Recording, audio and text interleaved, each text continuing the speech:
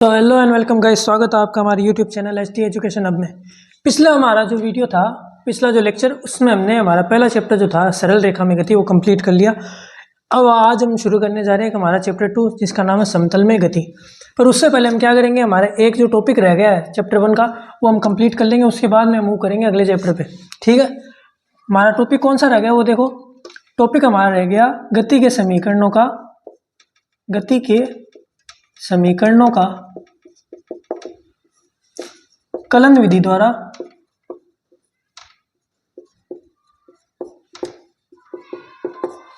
व्युत्पत्ति। गति के समीकरणों की कलन विधि द्वारा व्युत्पत्ति, ये टॉपिक जो है वो पिछले लेक्चर में हमारा हुआ नहीं था, तो पहले ये कर लेते हैं। देखो, कलन विधि द्वारा व्युत्पत्ति है ना, वो बहुत ही ज़्यादा इंपॉर्टेंट टॉपिक है। तो आपको ये कलन विधि द्वारा व्युत्पत्ति है ना, उसके आगे स्टार लगा लेना ऐसे देखो, और इसको ध्यान से समझ के और बार बार इसको रिवाइज करते जाना, बहुत इजी टॉपिक हो जाएगा। उससे पहले हम क्या करते हैं कि देखो, ग्राफीय विधि हमने पढ़ी थी ना, ग्राफीय विधि, उसमें आपको याद होगा कि हमने समीकरण, पहली जो गति की समीकरण थी v बराबर u प्लस ए टी, उसका हमने उसकी व्युत्पत्ति हमने की थी ग्राफीय विधि द्वारा। ग्राफीय विधि द्वारा उस समय हमने एक गलती कर दी थी, उसके लिए आई एम सॉरी। देखो गलती क्या थी कि आप भी सीख लीजिए। देखो, आप ये गलती नहीं करें, छोटी सी गलती थी बहुत ज़्यादा, लेकिन फिर भी परीक्षा की दृष्टि से बहुत ज़्यादा इंपॉर्टेंट है वो भी। लेकिन परीक्षा के अंदर है ना, ऐसी गलतियाँ मार जाती है बहुत बार। देखो, v और t के बीच में हमने ग्राफ बनाया, ठीक है, ग्राफीय विधि के अंदर चल रही है। ये हमारा है पहला पॉइंट, ये कोई भी पहला पॉइंट मान लो यहाँ पे t बराबर t1 है, और यहाँ पे है ना समय t2 पे है ना, जो v का मान है वो u से लेके v हो गया। यहाँ पे मान लो u था शुरुआत में, t1 पे u था वेग का मान, और वेग का मान समय t2 पे v हो गया। तो हमने क्या किया था, देखो त्वरण का सूत्र लिखा था सीधा, delta v by delta T. अब delta v by delta T जो त्वरण का सूत्र लिखते हैं ना हम, ये यहाँ से शुरुआत होती है हमारे डेरिवेशन की।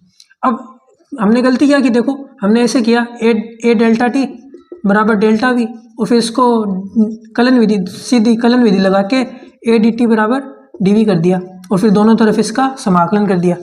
ये कलन विधि है। अब ग्राफीय विधि क्या होनी चाहिए थी, देखो ग्राफीय विधि होगी ए बराबर डेल्टा वी का मान है ना, डेल्टा वी का मान वो होगा वी माइनस यू रखना होगा हमें, और डेल्टा टी का मान है ना, वो टी2 माइनस टी1 जो है उसको हमें रखना होगा टी, यानी जितना समय अंतराल कितना हमारा बड़ा, उसका मान है टी हमने रख दिया। ठीक है, तो ये ए का मान आ गया v minus you upon T. Simple, समझ में आ गया होगा, तो दिख ही गया भाई। 80 बराबर, यहाँ पे देखो टी उधर चला जाएगा, और v माइनस यू पढ़ा ही है, v माइनस यू, तो ये आ गया v माइनस यू बराबर 80। ये आ गई हमारी पहले समीकरण, इक्वेशन नंबर 1। ये आ गई हमारी ग्राफीय विधि से। और इसी का देखो ऐसे कैसे यहाँ से शुरुआत करके, अब ये वाला जो मेथड है फिर से करता हूँ मैं। ए डेल्टा टी जो है वो तो यहाँ पे आ गया, और बराबर में हमने लिख दिया डेल्टा वी। अब डेल्टा टी को हम डी टी लिख सकते हैं, और डेल्टा वी को डी वी, तो ये आ गया हमारा सीधा ए डी टी बराबर D V. A D T बराबर डी वी आ गया। अब दोनों तरफ इसका क्या कर देंगे, हम समाकलन कर देंगे। ए डी टी का देखो, डी टी का हमने कर दिया 0 से t तक, और डी वी का हमने कर दिया u से v तक, u से v तक डी वी का हो गया। तो ये आ गया 80 बराबर v माइनस यू, 80 बराबर v माइनस यू, यानी v माइनस यू बराबर 80। ये हमारी आ गई इक्वेशन 1 कलन विधि द्वारा। ये तो है देखो कलन विधि, उतार लो आप। ये तो कलन विधि, और नीचे वाली जो है ना, ये हमारी ग्राफीय विधि इतनी। तो देखो ये छोटी मोटी गलतियाँ ना आपसे भी हो सकती है, मेरे से हो सकती है, देखो आपसे भी हो ही सकती है। तो ये गलतियों का आप ध्यान रखेंगे।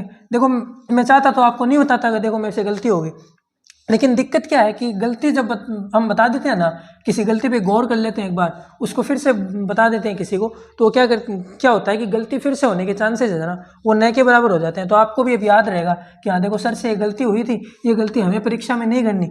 हमें क्या करना है, ग्राफीय विधि अगर पूछे तब तो डेल्टा टी को डेल्टा टी रखना है, और अगर कलन विधि पूछ लिया तो डेल्टा टी और डेल्टा वी और डेल्टा टी को क्या करना है, डी टी और डी वी।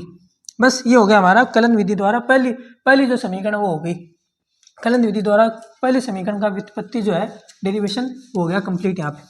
अब देखो दूसरी समीकरण, याद तो होगी ना आपको दूसरी समीकरण, रिवाइज करते रहना यार, ऐसे भूल मत जाना। मतलब क्या होता है कि रिवीजन नहीं होता ना तब तक कोई फायदा नहीं है, मजे वाली बात नहीं है वो। पढ़ाई तो देखो रिवीजन ही होती है असली। आपको बार बार जो है अपनी जो आर्ट की तरह ट्रीट कीजिए। देखो फिजिक्स भी एक कला है। देखो कला को आप जितना प्रैक्टिस करोगे ना, कला उतनी परफेक्ट होती जाएगी। तो एक कला की तरह है ना, कला के सब्जेक्ट की तरह आप इसको ट्रीट कीजिए, फिजिक्स भी एक आर्ट है। अब देखो इक्वेशन सेकंड क्या हमारी, गति की समीकरण दूसरी कौन सी है, एस बराबर U T plus half A T square. S क्या है यहाँ पे विस्थापन, यू हमारा प्रारंभिक वेग, ए हमारा त्वरण और टी हमारा समयांतराल या फिर समय। अब देखो क्या लिखा था हमने, ए बराबर D you by D T, इससे तो हमारी आ गई इक्वेशन वन। अब हमें क्या लिखना है, अब हमें लिखना है, शुरुआत करनी है v बराबर D S by D T या फिर D x by D T, जो भी है। एस क्या है विस्थापन, विस्थापन में परिवर्तन की दर क्या होती है, वेग। यहाँ से हमने क्या कर दी, शुरुआत कर दी, ये हमारा स्टार्टिंग पॉइंट है, स्टेप वन लिख लो इसको, स्टेप वन जो है ना, आपको सभी जितने भी डेरिवेशन है उनके स्टेप वन याद होने चाहिए, एकदम कंठस्थ होने चाहिए, इतनी प्रैक्टिस हो जानी चाहिए कि हाँ भाई ये पूछ लिया, समीकरण वन पूछ ली तो यहाँ से शुरू करनी है, ए बराबर डी ओ बाई डी टी से, और अगर समीकरण सेकंड पूछ ली तो स्टेप वन क्या होगा, वी बराबर D S by D T. अब इसको सीधा लिख देंगे, देखो वी बराबर वी डी टी, यहाँ इस तरफ ले आएंगे, वी डी टी बराबर डी एस। अब डी एस तो हमें चाहिए क्योंकि डी एस का समाकलन क्या होगा, एस, तो एस तो इधर इस तरफ होना ही चाहिए। अब हमें क्या बनाना है, ये बनाना है, देखो ये पार्ट है ना, ये हमें किसी तरफ बनाना है। कैसे बनाएंगे, देखो डी एस हमने सीधा लिख दिया, डी एस बराबर वी डी टी। अब वी की जगह में क्या रखना है, वी की जगह कुछ ऐसा रखना है कि वो यू और ए की फॉर्म में आ जाए, और वो क्या होगा, गैस कीजिए, देखो वो होगा वी बराबर U plus A T. V बराबर यू प्लस ए टी क्या हमारी इक्वेशन वन है ना, इक्वेशन वन वी बराबर यू प्लस ए टी। इसमें क्या है, यू और ए है, यानी वी को हम यू और ए की फॉर्म में और टी की फॉर्म में रख रहे हैं, और वही हमें चाहिए। वी तो यहाँ पे है नहीं, दूसरी समीकरण में हमें चाहिए क्या, यू ए और टी। तो हम क्या करेंगे, ये मान रख देंगे वी का यहाँ पे, तो ये आ जाएगी you plus A T, you plus A T into D T. ठीक है, अब देखो आगे चलते हैं, दोनों तरफ समाकलन करेंगे। डी एस का तो हो जाएगा एस, डी एस का यहाँ पे समाकलन कर दिया मैंने, और यहाँ पे देखो u into D T, you का डी टी से गुणा हो जाएगा, इसका समाकलन, फिर प्लस में 80 इंटू डी टी, इसका समाकलन। अब a तो हमने बात की थी कि देखो a हमेशा कांस्टेंट रहेगा, a जो है ना वो एक नियत त्वरण है, नियत त्वरण। गति की समीकरण तीनों होती है ना, तीनों नियत त्वरण के लिए ही जो है सत्य होती है। अगर त्वरण नियत नहीं होगा ना तो गति की समीकरण वैलिड नहीं रह जाएंगी। इसलिए हमेशा त्वरण को हमेशा नियत रखना है, यानी कि समाकलन और अवकलन से जो क्या होगा, ए का मान है ना वो हमेशा बाहर आ जाएगा। तो ये देखो यू है, वो भी हमारा प्रारंभिक वेग, वो भी स्थिर है, यू कोई मूव थोड़ी करेगा यार, वो तो प्रारंभिक वेग है, वो तो कांस्टेंट ही होगा। तो यू बाहर आ गया, और ये डी का अवकलन क्या हो गया, इंटीग्रेशन ऑफ डी, मैंने बताया था आपको अवकलन वाली क्लास में, इंटीग्रेशन ऑफ डी बराबर टी, प्लस ए भी बाहर आ गया समाकलन से। अब टी का देखो, टी डी टी का देखो, टी डी टी का इंटीग्रेशन मैंने आपको बताया था, एक्स की पावर एन का इंटीग्रेशन क्या होता है, एक्स की पावर डी एक्स का, एक्स की पावर एन डी एक्स का अवकलन होता है एक्स की power N plus one upon N plus one. तो टी डी टी का क्या हो जाएगा, टी के लिए घात का मान कितना है, एन बराबर वन है, तो ये क्या हो जाएगा, टी की power one plus one upon one plus one. तो ये आ जाएगा समाकलन की value T square by two. समझ में आया? ये पार्ट अगर आपके समझ में नहीं आ रहा ना तो समझ लो कि आपका जो अवकलन का पार्ट, अवकलन समाकलन वाला पार्ट है वो कमजोर है। तो आप क्या कीजिए कि हमारी जो अवकलन समाकलन वाली वीडियो ना उसको एक बार फिर से देख लीजिए। अगर आपको ये छोटे छोटे पार्ट भी अगर नहीं समझ में आ रहे, कोई दिक्कत नहीं, शुरुआत में दिक्कत होती है समझने में। 80 स्क्वायर अपॉन 2 और ये डी टी हट गया, देखो अब देखो क्या बन गया हमारा, एस बराबर यू टी प्लस 1/2 80 स्क्वायर। तो ये हमारी बन गई इक्वेशन 2, इक्वेशन 2 आ गई हमारी गति की समीकरण, गति की दूसरी समीकरण कलन विधि द्वारा। देखो कलन विधि कैसे कि यहाँ पे हमने समाकलन का यूज किया, देखो, और ये जो था ये अवकलन का पार्ट है, ये D T D X D V जहाँ भी दिख जाए ना आपको तो समझ लेना वो कलन विधि का पार्ट है। यहाँ पे समाकलन का पार्ट यूज किया तो ये कलन विधि का पार्ट है। तो ये कलन विधि द्वारा इक्वेशन 2 जो है वो हमारी व्युत्पन्न उसके डेरिवेशन जो है उसका हो गया कंप्लीट। अब देखो चलते हैं अगले पार्ट में। अगला हमारा समीकरण 3, गति की तृतीय समीकरण, थर्ड इक्वेशन ऑफ मोशन। देखो गति की तृतीय समीकरण क्या कहती है, V square minus U square is equal to 2as। ये तो आपको याद है ना यार, ये याद रखनी है आपको गति के समीकरण है, वरना डिराइव कैसे करोगे। परीक्षा में सीधा लिखा हुआ आएगा कि कलन विधि द्वारा गति की द्वितीय समीकरण या गति की प्रथम समीकरण या गति की तृतीय समीकरण है उसकी आप व्युत्पत्ति कीजिए। सीधा 5 नंबर का मान लो क्वेश्चन आपसे पूछ लिया तो आपको ये समीकरण याद होनी चाहिए और ये पार्ट्स जो स्टेप्स है ना वो आपको याद होने चाहिए।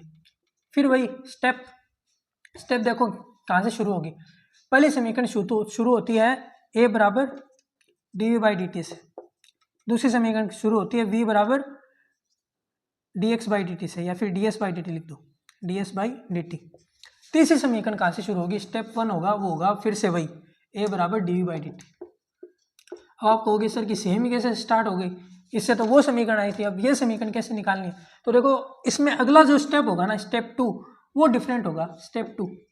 स्टेप टू में हमने क्या किया था कि dt को उधर ले गए थे और dv को इधर ही रख के क्या किया था, हमने समाकलन किया था इससे। तो क्या आ गया था, इक्वेशन 1 आ गई थी, ये इक्वेशन 1 वाली है। और इक्वेशन टू तो हमने अलग से निकाली। देखो उसका एकदम मेथड अलग है थोड़ा। अब इसमें देखो पहली और तीसरी में फर्क क्या होगा कि dv/dt है ना, उसमें हम क्या करेंगे, ऊपर तो है ये देखो a बराबर dv/dx कर देंगे और dx/dt कर देंगे। क्या कर देंगे, dv/dx और dx/dt, यानी कि ऊपर और नीचे dx से गुणा भाग कर देंगे। ये आप लिख लेना सीधा, स्टेप 2 ऐसे लिखना है, ऊपर और नीचे अंश और हर में dx से गुणा करने पर। अब देखो ये क्या बन गया, dv/dx और dx/dt। ये dx/dt देखो क्या है, dx/dt या फिर ds/dt क्या है, ये हमारा है वेग। dx/dt वेग है ना हमारा, विस्थापन में समय के साथ परिवर्तन की दर क्या होती है, वेग। तो ये हमारा आ गया वेग। तो एक की वैल्यू क्या हो जाएगी, a बराबर dv/dx। अब इसको सोल्व करेंगे सीधा, dv/dx इंटू वी आ गया ना वेग हमारा, और dv/dx में भी क्या है यहाँ पे वेग। तो वेग को तो इधर रख लेंगे वेग वाले पार्ट को, और dx को क्या भेज देंगे, इस तरफ भेज देंगे। तो ये क्या आ जाएगा, a dx बराबर v dv। a dx बराबर क्या आ गया, v dv। अब इसका कर देंगे समाकलन, कैसे करेंगे देखो, a इंटीग्रेशन ऑफ dx बराबर v dv जो है उसका फिर से कर देंगे समाकलन। अब वेग देखो कहाँ से कहाँ तक चल रहा है, वेग चल रहा है, प्रारंभिक वेग क्या है हमारा u, और फिर वो जा रहा है कहाँ से कहाँ तक है, v तक। प्रारंभिक वेग u है और अंतिम वेग क्या है, v। तो समाकलन में जो लिमिट होगी वो कहाँ से कहाँ तक होगी, u से v तक, ठीक है। और विस्थापन कहाँ से कहाँ तक जा रहा है, विस्थापन शुरू में क्या था, 0 था। वस्तु जो होती है हम मोस्टली यही मानते हैं कि शुरुआत वाला जो t बराबर 0 समय पे विस्थापन जो होता है वो 0 होता है, और फिर वो कहाँ से कहाँ तक जा रहा है, s तक जा रहा है। तो प्रारंभिक जो स्टार्टिंग अपना विस्थापन है वो 0, और फाइनल हमारा विस्थापन जो है वो हमारा है s, ठीक है। तो ये अब अपन आ जाएगा x की लिमिट 0 से s बराबर वही है अवकलन समाकलन सिंपल। अब v dv का जैसे इंटीग्रेशन ऑफ t dt हमने किया था ना पिछले पार्ट में, क्या हुआ था, t²/2। इसी तरह v dv का क्या हो जाएगा, v²/2 v dv का। तो ये v dv वाले पार्ट है ना, उसका हो जाएगा v²/2, और ये हमारी लिमिट लग जाएगी u से लेके v तक, u से लेके v तक की हमारी लिमिट लग गई। अब देखो इस वाले पार्ट को s-0 यानी s, तो ये तो आ जाएगा a इंटू एस बराबर 1/2, तो कॉन्स्टेंट है तो वो तो बाहर आ जाएगा लिमिट से। और ये जो है ना v², उस पर फिर से लिमिट लगा देंगे u से लेके v तक। अब v² का u से v तक की लिमिट में मान क्या हो जाएगा, 1/2 v² माइनस u²। ये मैं आपको करा चुका हूँ अवकलन समाकलन वाले पार्ट में, कि पहले ऊपर वाली लिमिट है ना वो रखते हैं v के अंदर, और फिर नीचे वाली जो लिमिट है ना वो रखते हैं और बीच में लगा देते हैं माइनस। तो ये आ जाएगा 1/2 v² माइनस u²। ये पार्ट देखो आ गया ना अपना, आ गया v² माइनस u² बराबर 2 को उधर ले जाएंगे, 2 को इस तरफ ले आएंगे as पे, तो ये आ जाएगा 2as। क्या आ गया, बड़ा लिख देता हूँ, v² माइनस u² बराबर 2as। ये अपनी आ गई इक्वेशन थर्ड। पहली इक्वेशन आ गई, दूसरी इक्वेशन आ गई, तीसरी इक्वेशन आ गई कलन विधि के द्वारा, और ग्राफी विधि में हमसे जो गलती हुई थी वो भी हमने कर ली, ठीक कर ली। उसके बाद हमने सीख ली कलन विधि। तो ये हो गया अपना चैप्टर 1 जो है सरल रेखा में गति वो कंप्लीट। अब हम शुरू करेंगे चैप्टर 2 समतल में गति, मोशन इन ए प्लेन। तो शुरू करते हैं समतल में गति। समतल में गति में देखिए आप कि हम सबसे पहले हमें पढ़ना होता है सदिश और अदिश राशियों के बारे में। सदिश राशियाँ और अदिश राशियाँ, अब इनके बारे में हम पहले पढ़ चुके हैं यार। पहला हमारा टॉपिक ही यही था, जो हमारा बेसिक वाले जो लेक्चर है वो थे ही यही, तो मैं इनको वापस नहीं पढ़ाऊंगा। आप जो है वो लेक्चर जो है वापस देख लीजिए अगर आपने वो लेक्चर नहीं देख रखा है। देखो सदिश राशि क्या होती है, मैं आपको एक बेसिक आइडिया देता हूँ, वापस रिविजन हो जाएगा आपका। सदिश राशियाँ ऐसी राशि होती हैं जिनमें परिमाण होता है, और परिमाण के साथ साथ वो दिशा का भी बोध कराती है। और सिर्फ इतनी नहीं होती, साथ में ये क्या करती है, सदिश संयोजन के नियम का पालन करती है। सदिश संयोजन के नियम का पालन, सदिश संयोजन का नियम, ऐसा लिख लो। ये मैं क्यों लिखा रहा हूँ, ताकि आपका क्या होगा, रिवीजन हो जाएगा।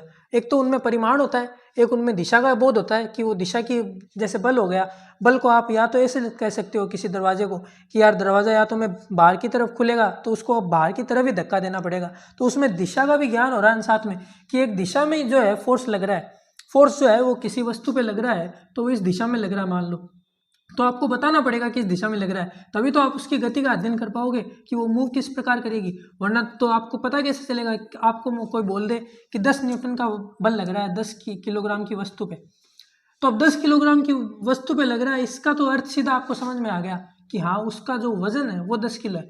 लेकिन आपको गति का अगर अध्ययन करना है कि उस पर 10 अगर न्यूटन का बल लग रहा है तो वो वस्तु किस तरफ मूव करेगी, किस दिशा में मूव करेगी, वो आपको समझने के लिए आपको जानना पड़ेगा कि बल की दिशा क्या है, जानना पड़ेगा। तो इसलिए क्या है कि बल एक सदिश राशि है। तो ये तो हो गया अपना सदिश राशि वाला पार्ट। अब दूसरी बात ये कि दिशा परिमाण साथ में आ गया, और सदिश संयोजन के नियम का क्या मतलब हो गया, इसका मतलब हो गया कि वो जो है सदिश योग के नियम का पालन करती है। सदिश योग का नियम अगर आपको नहीं पता ना तो उसके ऊपर भी मैं वीडियो बना चुका हूँ, जो हमारा सेकंड लेक्चर था वो थर्ड लेक्चर था वो सदिश संयोजन के नियम के ऊपर ही था पूरा, तो आप वो लेक्चर भी जाके देख सकते हैं। सदिश संयोजन के नियम का यदि कोई मान लो एक भौतिक राशि है जो पालन नहीं करती, वो हमने पढ़ा था विद्युत धारा। विद्युत धारा एक ऐसी राशि है जो सदिश संयोजन के नियम का पालन नहीं करती, लेकिन वो परिमाण और दिशा उसमें दोनों होती है, इसलिए क्या करते हैं कि विद्युत धारा को हम क्या बोलते हैं, एक अदिश राशि, अदिश राशि। इसलिए कोई भी अगर आपसे पूछ ले कि सदिश राशि की परिभाषा बताओ, तो परिमाण प्लस दिशा प्लस सदिश संयोजन के नियम का वो पालन करती हो तभी उस राशि को हम क्या कहेंगे, सदिश राशियाँ। अदिश राशियाँ क्या होती है, जिनमें केवल परिमाण हो, जिनमें केवल परिमाण का बोध हो और साथ में क्या हो, सदिश संयोजन के नियम का पालन ना हो, सदिश संयोजन के नियम का पालन भी नहीं हो और केवल उनमें क्या हो, केवल और केवल परिमाण हो और वो दिशा का कोई भी ज्ञान नहीं देती हो, तो ऐसी भौतिक राशि को हम कहेंगे अदिश राशि। ठीक है, ये हो गया अपना सदिश और अदिश राशियाँ। अब सदिश राशियों में हमने अगला पार्ट पढ़ा था सदिशों का निरूपण। सदिशों को इस प्रकार निरूपित करते हैं, देखो किसी भी सदिश को ऐसे एक तीर के निशान से, इस वाले पार्ट को बोलते हैं हेड, इस वाले पार्ट को बोलते हैं टेल या फिर पूंछ। तो अब क्या क्या बता रहा है ये कि सदिश की दिशा है वो यहाँ से लेके यहाँ तक है, यानी किसी वस्तु पे अगर बल लग रहा है तो मान लो 10 न्यूटन का बल इस प्रकार लग रहा है कि आई कैप की दिशा में, ये तीनों दिशाएं मैंने आपको बताई थी। एक्स कैप के अलोंग जो दिशा होती है वो होती है आई कैप, जो सॉरी एक्स एक्सिस के अलोंग जो दिशा होती है वो तो होती है आई कैप, वाई एक्सिस ही हमारा है वाई एक्सिस, इसके अलोंग जो दिशा होगी वो होगी जे कैप, और जेड एक्सिस के अलोंग जो दिशा होगी वो होगी हमारी के कैप। तो ये दिशाओं का ज्ञान भी मैंने आपको बताया था, फिर से रिकॉल कर लीजिए। और अब मान लो कि कोई 10 न्यूटन का इस पर बल लग रहा है, 10 न्यूटन का बल 10 kg की वस्तु पे लग रहा है, तो इस पर अगर हमने लिख दिया कि एक्स आई कैप है, एक्स आई कैप बल लग रहा है, तो हम इसको ऐसे लिखेंगे बल को, बल एफ वेक्टर बराबर 10 आई कैप। समझ में आया? एफ के ऊपर वेक्टर लगाने का मतलब है कि बल जो हमारी है वो सदिश राशि है। 10 आई कैप का मतलब है कि 10 तो है उसका परिमाण, और आई कैप का अर्थ है कि वो अक्ष दिशा में लग रहा है बल, इसलिए उस आई कैप क्या डिनोट कर रहा है, हमें क्या बता रहा है आई कैप हमें बता रहा है कि बल जो है वो अक्ष एक्सिस की दिशा के अलोंग लग रहा है, यानी कि इस तरफ लग रहा है।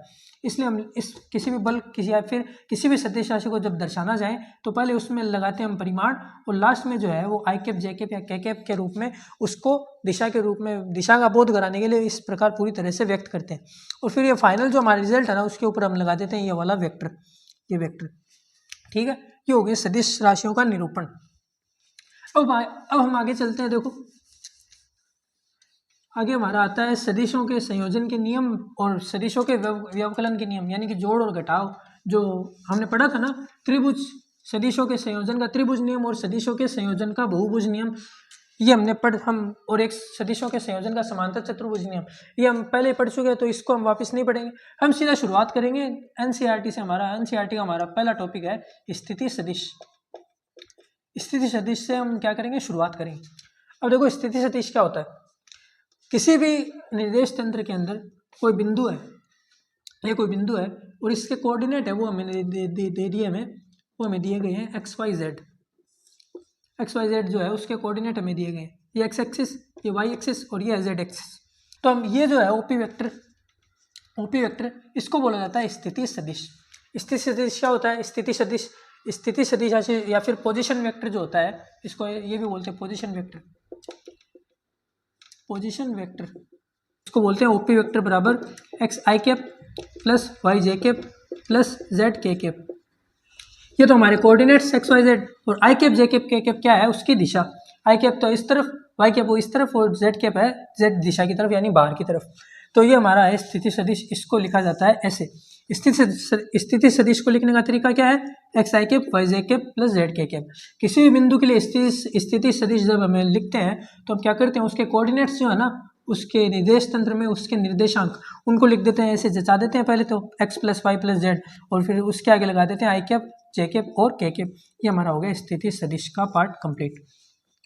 अब हम बात करते हैं हमारा अगला टॉपिक विस्थापन सदिश के बारे में। विस्थापन सदिश, स्थिति सदिश क्या बता रहा था, स्थिति सदिश हमें बता रहा था किसी भी बिंदु की निर्देश तंत्र में स्थिति के बारे में कि उसका जो है पोजीशन क्या है। विस्थापन सदिश क्या बताएगा, डिस्प्लेसमेंट वेक्टर। डिस्प्लेसमेंट वेक्टर विस्थापन सदिश हमें बताएगा कि वो बिंदु जो है या वस्तु जो है उस बिंदु पे रखी हुई, वो किसी समय के बाद अगर स्थिति को बदल लेती है तो उसमें जो विस्थापन होगा ना दोनों स्थितियों के बीच में, उसको हम बोलेंगे विस्थापन सदिश। जैसे मान लो पहले हमारा बिंदु था ये P और दूसरा हमारा था ये Q। P के निर्देशांक हमने लिख लिए x1, y1 और z1। x1, y1 और z1 ये हमारे शुरुआत में है t बराबर 0 पे। मान लो ऐसे, मान लो t बराबर 0 पे, और t बराबर t पे है ना, कुछ समय बाद में इसके स्थिति सदिश ये निर्देशांक जो है वो चेंज होके हो गए x2, y2 और z2। अब देखो इन दोनों के बीच का ये जो विस्थापन है, यहाँ से लेके यहाँ तक मूव कर गया ना ये बिंदु, या फिर ये वस्तु, मान लो ये वस्तु यहाँ से लेके यहाँ तक मूव कर गई, तो इन दोनों के बीच का जो ये विस्थापन होगा इसको हम बोलेंगे, क्या बोलेंगे, विस्थापन सदिश।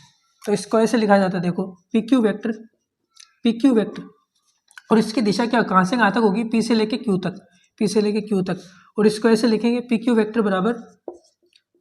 वेक्टर बराबर x2 minus x1 I cap plus y2 minus y1 J cap plus z2 minus z1 K cap. समझ में आया, ये हमारा विस्थापन सदिश। विस्थापन सदिश क्या व्यक्त कर रहा है कि किसी भी बिंदु का, अगर हम किसी भी बिंदु को मूव कराते हैं निर्देश तंत्र के अंदर, स्पेस के अंदर, तो उसमें जो विस्थापन हुआ है उसको व्यक्त करने वाला सदिश क्या कहलाता है, विस्थापन सदिश।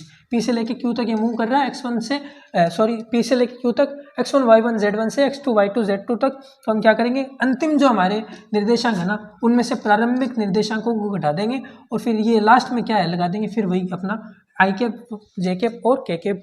ये हमारा हो गया विस्थापन सदिश का चैप्टर कंप्लीट। तो बाकी का हम पढ़ेंगे अगले वीडियो में। थैंक्स फॉर वॉचिंग, मिलते हैं अगले वीडियो।